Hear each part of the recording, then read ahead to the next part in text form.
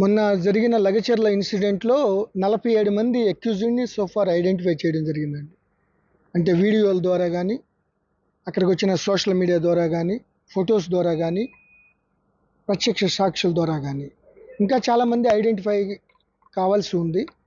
ఈ 47లో ఈ రోజు వరకు 21 మెంబర్స్ని జ్యుడిషియల్ రిమాండ్కి పంపించడం జరిగింది. ఈరోజు 5గురు, మొన్న 16 మంది, నిన్న 16 మంది, ఈరోజు 5గురు. దీంట్లో విశాల్, మహేష్, రమేష్, సాయిలు 4 వ్యక్తులు. ఈ మహేష్ అన్న అతను సురేష్ రాజు యొక్క ఓన్ బ్రదర్.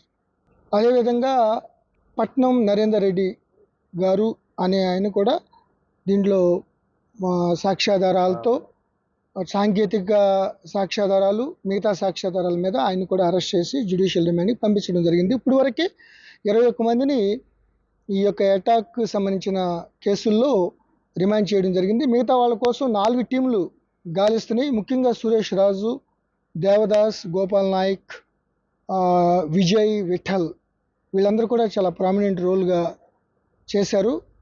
దీనిలో మా యొక్క ఇన్వెస్టిగేషన్, ఈరోజు వరకు జరిగిన ఇన్వెస్టిగేషన్లో సాంకేతిక పరంగా మిగతా ప్రత్యక్ష సాక్షులు, పరోక్షమైన అనాలిసిస్ అన్నీ కూడా చేసిన దాన్ని బట్టి 42 మంది ఫస్ట్ మేము ఐడెంటిఫై చేసిన దాంట్లో 19 మందికి ల్యాండ్ లేదండి. 19 మంది ఈ యొక్క టీజీఐఐసి ద్వారా ఎక్విజిషన్ కోసం కలెక్టర్ గారు, కడా స్పెషల్ ఆఫీసర్ గారు, అడిషనల్ కలెక్టర్ గారు ఏదైతే పబ్లిక్ ఒపీనియన్ కోసం చెప్పారో 19 మంది ఈ యొక్క దాడిలో పాల్గొన్న 19 మందికి ల్యాండ్ లేకపోవడం కానీ, లేకపోతే 1-2 ఎకరాలు ఉన్నా కూడా వాళ్ళు దే ఆర్ నాట్ లూజింగ్, ఆ యొక్క నోటిఫికేషన్లో వాళ్ళు లేరు. సో సంబంధం లేకుండా వచ్చారు వాళ్ళు. అన్నిటికన్నా మించింది ఏంటంటే, ఎవరైతే ఈ మహేష్, సురేష్ రాజ్ అనేవాళ్ళు మెయిన్గా దాడికి కలెక్టర్ గారిని ఒక ట్రాప్ లాగా తీసుకుని వెళ్ళాడు, అతను కూడా they are not losing land. Suresh Raju కానీ, వాళ్ళ బ్రదర్ ఈరోజు అరెస్ట్ చేసిన మహేష్ కానీ, వాళ్ళు ఈ యొక్క నోటిఫికేషన్ టీజీఐసి ల్యాండ్ ఎక్విజిషన్లో భూమి కోల్పోవడం లేదు. అసలు ఆ నోటిఫికేషన్లో వీళ్ళది లేదు. 2-3 ఎకరాలు, 3 ఎకరాలు ఎంత ఉందని చెప్తున్నారు కానీ, బట్ అది దీనిలో లూజ్ అవ్వట్లేదు. అయినప్పటికీ వాళ్ళు వచ్చి కలెక్టర్ గారిని ఏదో మాటలు చెప్పి తీసుకెళ్ళటం అనేది మేము ఏదైతే ముందు నుంచి అనుమానిస్తున్నామో ఇది ఒక ముందస్తు ప్రణాళిక, కుట్రలో భాగంగా వీళ్ళు కావాలని చేయడం జరిగింది. అదేవిధంగా లగచర్లలో మేము ఇన్వెస్టిగేషన్లో ఫస్ట్ 57 మందిని అదుపులో తీసుకున్నాం. వాళ్ళందరినీ ఎంక్వైరీ చేసి మొత్తం సోషల్ మీడియా కానీ, ఇటు వీడియోగ్రఫీలో చూస్తే మెజారిటీ పీపుల్ లగచర్ల వాళ్ళు ఫార్మర్స్, వాళ్ళకి సంబంధించిన వాళ్ళు దీంట్లో ఈ దాడిలో పాల్గొకపోగా దాడి చేస్తున్న వాళ్ళని నిలువరించారు. వాళ్ళు ఇట్లా కరెక్ట్ కాదు, కలెక్టర్ గారి మీద ఇట్లా పోలీసుల మీద దాడి చేయడం కరెక్ట్ కాదని. సో ఇవన్నీ కూడా ఈ యొక్క ఇన్వెస్టిగేషన్ ఇంకా కొనసాగుతుంది. ఈ 3 కేసులు, 25వ తారీఖున ఇంకొక కిడ్నాప్ కేసు, ఈ 4 కేసులు ఫర్దర్గా ఎవిడెన్స్ కలెక్ట్ చేస్తున్నాం. ఇప్పటికే చాలామందిని ఐడెంటిఫై చేసాం. వాళ్ళ కోసం 4 టీంలు గాలిస్తున్నాయి. అతి త్వరలో కూడా అందరినీ పట్టుకోవడం జరుగుతుంది.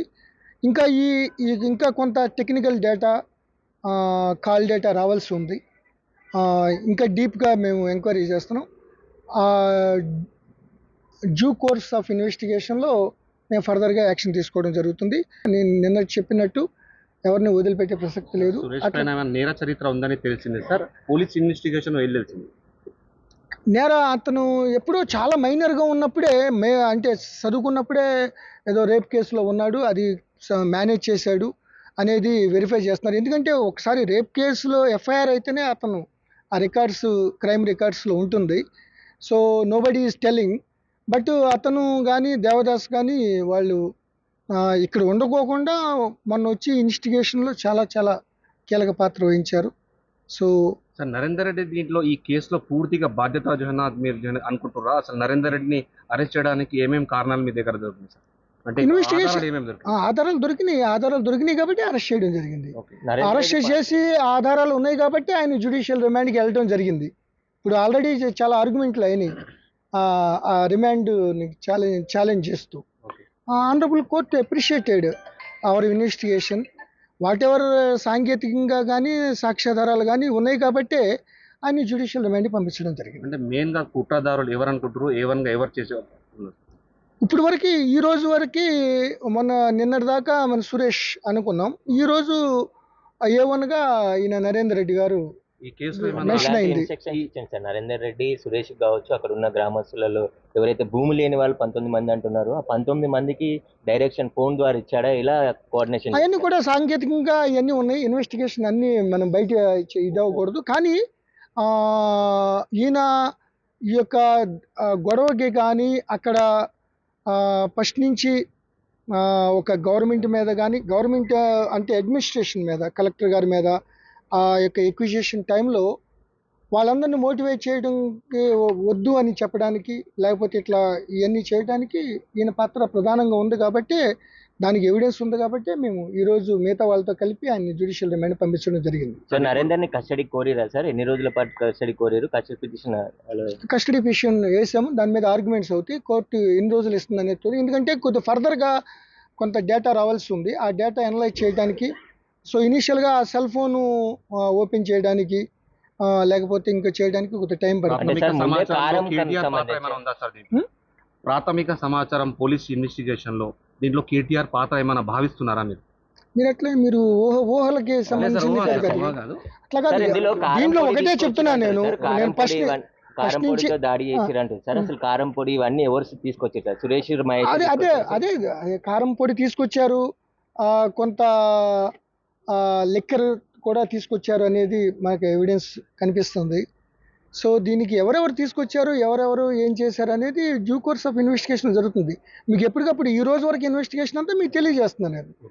సో భవిష్యత్తులో ఎవరి పాత్ర ఉంది, ఎలా ఉంది అనేది ఊహాగానాలు కాదు.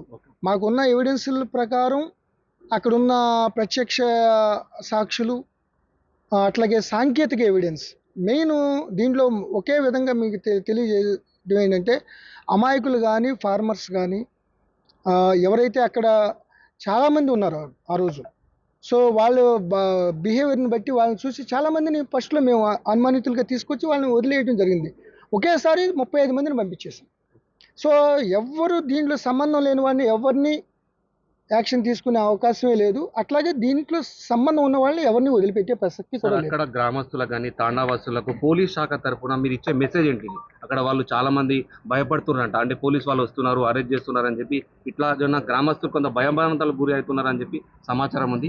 శాఖ తరఫున మీరు ఏం చెప్తారు? ఎట్టి పరిస్థితుల్లో దీనికి, ఈ యొక్క ఘటనలకి ఉద్దేశపూర్వకంగా ఈ యొక్క ఆఫీసర్ల మీద అటాక్ చేసి, పోలీసుల మీద అటాక్ చేసిన సంఘటనకి, దాన్ని ఉద్దేశపూర్వకంగా ఎవరు మెన్సీరియా అంటే మైండ్లో అటువంటి ప్లాను, కుట్ర లేని వాళ్ళు ఎవ్వరు భయపడక్కర్లేదు. వాళ్ళు గ్రామాల్లో ఉండొచ్చు, చాలామంది ఉన్నారు కూడా, ఎవరు భయపడాల్సిన పని లేదు.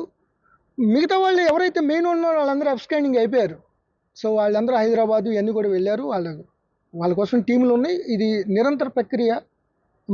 మొత్తం ఈ యొక్క ఘటనలో ప్రతి ఒక్కరూ అరెస్ట్ అయ్యే వరకు ఈ పోలీసులు తన ఎఫర్ట్స్ కొనసాగిస్తారు. ఈ దర్యాప్తు కొనసాగుతుంది. త్వరితగతిన ఈ యొక్క దర్యాప్తును పూర్తి చేసి ఆ షార్ట్ షీట్ కూడా వేయడం జరుగుతుంది. షార్ట్ షీట్స్, ఎందుకంటే ఇది చాలా దారుణమైన, తీవ్రమైన ఘటనగా భావిస్తున్నాం. ఎందుకంటే ఆల్ ఆఫ్ సడన్ ఎక్కడ కూడా టైం ఉంటుంది, ఒక 2 గంటలు 3 గంటలు అది వెళ్ళటం. వాళ్ళే తీసుకెళ్లారు. ఆ తీసుకెళ్ళిన ఆయన కూడా ల్యాండ్కి సంబంధించిన ఆయన కాదు, ల్యాండ్ అతను పోవట్లేదు. సో అతను తీసుకెళ్ళటం, 2-3 తీసుకొచ్చి సడన్గా వెళ్ళటమే 2.5 మినిట్స్లో ఇంత లైట్నింగ్ అటాక్ చేయడం అనేది చాలా సీరియస్గా తీసుకున్నాం. Will take very very stringent action against directly indirectly ఎవరైతే దీంట్లో బాధ్యులో వారిపై అందరిపై చర్యలు తీసుకోవడం జరుగుతుంది.